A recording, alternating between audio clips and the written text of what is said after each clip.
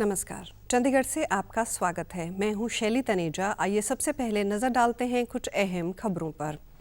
राष्ट्र आज 1971 के बांग्लादेश मुक्ति संग्राम में भारत की जीत के उपलक्ष्य में मना रहा है विजय दिवस। केंद्रीय रसायन तथा उर्वरक मंत्री ने बताया है कि सरकार दवा उद्योगों के कच्चे माल की आपूर्ति के लिए देश में स्थापित कर रही है 3 औषधि पार्क। और केंद्र शासित प्रदेश चंडीगढ़ में 24 घंटे पानी की आपूर्ति तथा घट रहे भूजल को बचाने के उद्देश्य से नगर निगम तथा एएफडी के बीच हुआ समझौता। अब समाचार विस्तार से। राष्ट्र 1971 के बांग्लादेश मुक्ति संग्राम में पाकिस्तान पर भारत के विजय के उपलक्ष्य में आज विजय दिवस मना रहा है। 1971 के भारत पाक युद्ध में प्राण न्यौछावर करने वाले वीरों के बलिदान का स्मरण करते हुए उन्हें श्रद्धांजलि अर्पित की जा रही है। 16 दिसंबर 1971 को पाकिस्तानी सेना प्रमुख जनरल आमिर अब्दुल्ला खान नियाजी ने हार के बाद अरोड़ा के नेतृत्व वाली संयुक्त सेना के समक्ष 93,000 सैनिकों के साथ बिना शर्त समर्पण कर दिया था। इस युद्ध के अंत से स्वतंत्र बांग्लादेश का उदय हुआ था। राष्ट्रपति द्रौपदी मुर्मू, प्रधानमंत्री नरेंद्र मोदी, रक्षा मंत्री राजनाथ सिंह ने विजय दिवस के अवसर पर वीर शहीदों को श्रद्धांजलि देते हुए याद किया। राष्ट्रपति ने विजय दिवस के अवसर पर भारतीय सेना का आभार व्यक्त किया है। 1971 के युद्ध के दौरान सेना की असाधारण वीरता को याद करते हुए उन्होंने अपने संदेश में कहा कि सैन्य कर्मियों का अद्वितीय साहस और बलिदान प्रत्येक भारतीय को प्रेरित करता रहता है। रक्षा मंत्री राजनाथ सिंह ने विजय दिवस के अवसर पर आज सुबह नई दिल्ली में राष्ट्रीय युद्ध स्मारक में पुष्प चक्र अर्पित किया। भारतीय सेना का आभार व्यक्त करते हुए राजनाथ सिंह ने एक संदेश में कहा कि राष्ट्रीय भारतीय सेना के अनुकरणीय साहस, वीरता और बलिदान को नमन कर रहा है। 1971 का युद्ध क्रूरता पर मानवता की विजय का प्रतीक है और देश को सेनाओं पर गर्व है।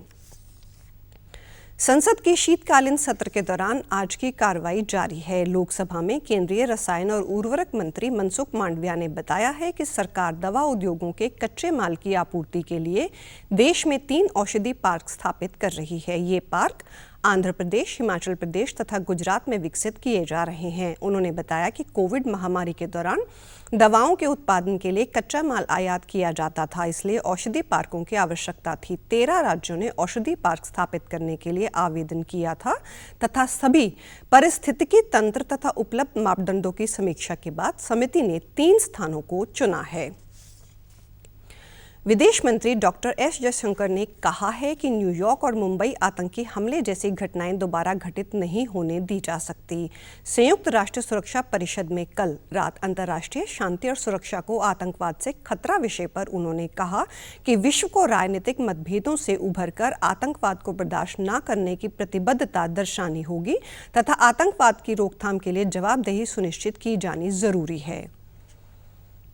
You're asking the wrong minister when you say how long will we do this, because it is the ministers of Pakistan who will tell you how long Pakistan intends to practice terrorism. So look, at the end of the day, the world is not stupid, the world is not forgetful, and the world does increasingly call out countries and organizations and people who indulge in terrorism. And by taking that debate elsewhere, you're not going to hide it. You're not going to confuse anybody anymore. उन्होंने कहा कि किसी भी देश को आतंकवाद से राजनीतिक लाभ लेने का प्रयास नहीं करना चाहिए। भारत आतंकवाद से निपटने के एजेंडे को फिर से नई ऊर्जा देने के लिए संयुक्त राष्ट्र सुरक्षा परिषद के माध्यम से सदैव प्रयास करता रहा है। उन्होंने कहा कि आज आतंकवाद का खतरा पहले से अधिक बढ़ गया है। उन्होंने बोको हराम, अलकायदा इत्यादि संगठनों का हवाला देते हुए कहा कि दुनिया को कट्टरवाद और पूर्वग्रह के ऑनलाइन प्रचार के संकट का सामना भी करना पड़ रहा है। विदेश मंत्री ने कहा कि सुरक्षा परिषद के भीतर तथा बाहर दोहरे मापदंड से निपटना भी एक चुनौती है व ये रवैया खतरनाक है। आतंकवाद की रोकथाम के लिए दुनिया को चुनौतियों का सामना करना पड़ रहा है। भारत लंबे समय से आतंकवाद का सामना करता आ रहा है और इसे बर्दाश्त न करने की नीति के साथ बहादुरी से आतंकवाद का मुकाबला कर रहा है। केंद्र शासित प्रदेश चंडीगढ़ में 7 दिन 24 घंटे पीने वाले पानी की आपूर्ति के लिए एजेंसी फ्रांस द डेवलपमेंट तथा चंडीगढ़ नगर निगम के बीच आज एक समझौता ज्ञापन पर हस्ताक्षर किए गए। इस अवसर पर पंजाब के राज्यपाल तथा चंडीगढ़ के प्रशासक बनवारी लाल पुरोहित, शहर के मेयर सरबजीत कौर तथा नगर निगम की कमिश्नर आनंदिता मित्रा सहित AFD के कंट्री डायरेक्टर इत्यादि उपस्थित रहे। शहर में पानी के घट रहे भूजल को बचाना तथा इसकी निगरानी के साथ साथ प्राप्त पानी की आपूर्ति समझौते का मुख्य उद्देश्य है, जिसके बारे में राज्यपाल ने जानकारी साझा की। Signature has taken place. Agreement has been signed. Means from the corporation, there is a assurance to all the citizens that when this scheme will be completely implemented, then all the 24 hours, all the 7 days, the water supply will be available to everybody, all the citizens. This is the simple thing. शहर के mayor ने कहा कि इस परियोजना से कम 2050 तक प्राप्त पानी की आपूर्ति होगी। लोगों को बिना किसी रुकावट के 24 घंटे पानी मिल सकेगा। Will highly benefit from this 24/7 water supply project, as continuous water supply system will provide better water quality and households will get better pressure of water sufficient to fill tanks up to 3rd story, so pumping cost will also decrease. Anandita मित्रा, जो कि नगर निगम की commissioner होने के साथ साथ smart city परियोजना की मुख्य कार्यकारी अधिकारी भी हैं, ने कहा कि ये परियोजना शहर में घट रहे भूजल को बचाने पर आधारित है। Ambassador of the European Union to India, to have been here today. Your continuous interest in making this project a reality is indeed heartwarming. My thanks to Srimati Sarabjit Kaur, Mayor Chandigarh, for being such a strong support and gracing the event with your kind words. योजना के बारे में AFD के अधिकारियों ने भी जानकारी साझा की। Through the project, you are not only providing water, but also reducing greenhouse gas emissions. You are reducing the pressure on the water sources, and you are also reducing gender equality. So many SDGs you are going to achieve. It's something where we are very proud to be here in front of this, of course, to support this vision and to support this project. Chandigarh के लोगों को बिना किसी दिक्कत के 24 घंटे पानी की आपूर्ति के लिए नगर निगम प्रयासरत है तथा केंद्रीय भूजल बोर्ड व नगर निगम के अधिकारियों स्थिति का जायजा लेने के लिए निरंतर बैठक करके भूजल की स्थिति की निगरानी करते हैं। हरियाणा के मुख्यमंत्री ने हाई पावर परचेज कमेटी की बैठक के दौरान लगभग 663 करोड़ के खरीद कार्यों को मंजूरी दी है। मुख्यमंत्री ने इस बैठक के बाद पत्रकारों से बातचीत के दौरान बताया कि हाई पावर परचेज कमेटी ने आगामी शिक्षा सत्र के लिए पहली से 5वीं तथा 6ठी से 8वीं कक्षा तक के विद्यार्थियों के लिए किताबें खरीदने के अलावा प्लेवे स्कूलों में छोटे बच्चों के लिए खिलौने तथा किताबें खरीदने को मंजूरी दी गई है। इसके अलावा पुलिस, कृषि विभाग, सिंचाई विभाग के लिए 152 बोलेरो गाड़ियों को खरीदने तथा खाद्य एवं आपूर्ति विभाग के लिए फोर्टिफाइड चावल की खरीद को भी मंजूरी दी गई है। 18 टेंडर्स आज की हाई पावर परचेज कमेटी में आए थे, जिसकी कुल राशि 663 करोड़ रुपया ये परचेज की राशि थी। और उसमें भी मुख्य रूप से जो टेंडर पावर डिपार्टमेंट के थे, एजुकेशन डिपार्टमेंट में स्कूल बुक्स, ये भी एक बड़ा काम होता है। अगले सेशंस की किताबों को खरीदने का, पहली से लेकर के और 12वीं तक की कक्षा की सब किताबें खरीदने का भी आज वो टेंडर जो था उसको फाइनल किया है।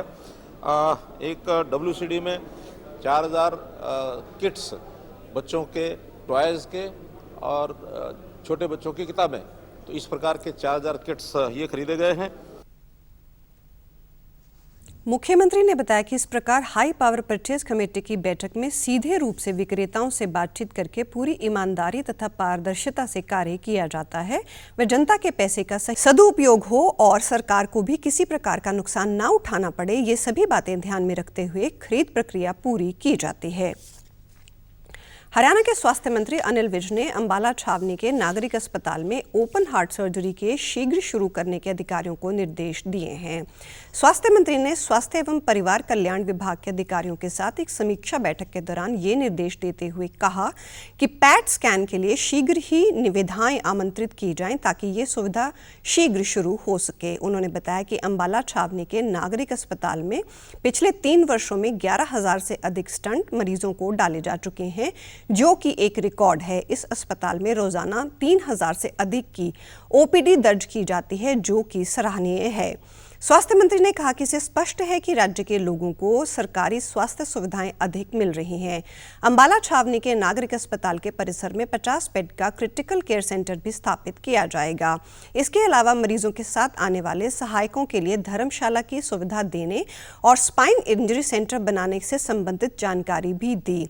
उन्होंने अधिकारियों को निर्देश देते हुए कहा कि अंबाला शहर में शीघ्र टीबी अस्पताल की स्थापना के लिए कार्य शुरू किया जाए। अनिल विज ने विभाग के अधिकारियों तथा कर्मचारियों को चंडीगढ़ के PGI MER का लाभ उठाने की हिदायत करते हुए उनके साथ मिलकर हरियाणा के विभिन्न क्षेत्रों में स्वास्थ्य से संबंधित अभियान चलाने के निर्देश भी दिए।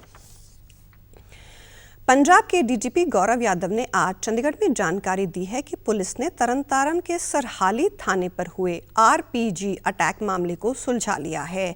उन्होंने बताया कि कनाडा में बैठा आतंकी लखवीर सिंह लंडा इस हमले का मास्टरमाइंड था तथा ISI के इशारे पर यह हमला किया गया। उन्होंने बताया कि 2 नाबालिगों ने हमले को अंजाम दिया तथा RPG 1 दिसंबर को बरवाला गांव में पहुंचा। 6 गिरफ्तारियां हुण तक हुई हैं ਤੇ ਇੱਕ ਸ਼ਖਸ ਜਿਹੜਾ ਜੇਲ੍ਹ ਦੇ ਵਿੱਚ ਸੀਗਾ ਉਸ ਨੂੰ ਪ੍ਰੋਡਕਸ਼ਨ ਵਾਰੰਟ ਤੋਂ ਲਿਆਂਦਾ ਗਿਆ ਹੈ। ਇਹ ਮੈਂ ਦੱਸਣਾ ਚਾਹਾਂਗਾ ਕਿ ਜਿਹੜਾ ਇਨੀਸ਼ੀਅਲ ਫੋਰੈਂਸਿਕ ਇਨਵੈਸਟੀਗੇਸ਼ਨ ਦੇ ਵਿੱਚ ਸੋਵੀਅਤ ਏਰਾ ਦਾ 70 mm ਕੈਲੀਬਰ RPG 26 ਵਰਤਿਆ ਗਿਆ ਸੀਗਾ, ਸਿੰਗਲ ਯੂਜ਼ ਸੀਗਾ ਜੀ। डीजीपी ने कहा कि ये RPG मुजाहिदीन द्वारा इस्तेमाल किया जाता रहा है। आरोपियों से हथियार और मोटरसाइकिल बरामद हुए हैं। गोविंदवाल जेल से हमले की साजिश रची गई, जिसका उद्देश्य दहशत फैलाना था। इस मामले में 7 आरोपी गिरफ्तार किए गए हैं। और आप हमारे समाचार YouTube channel DD news Chandigarh, Facebook DD news Chandigarh, Twitter handle DD news CHT पर भी देख सकते हैं। इसी के साथ चंडीगढ़ से समाचारों का सिलसिला समाप्त होता है। नमस्कार।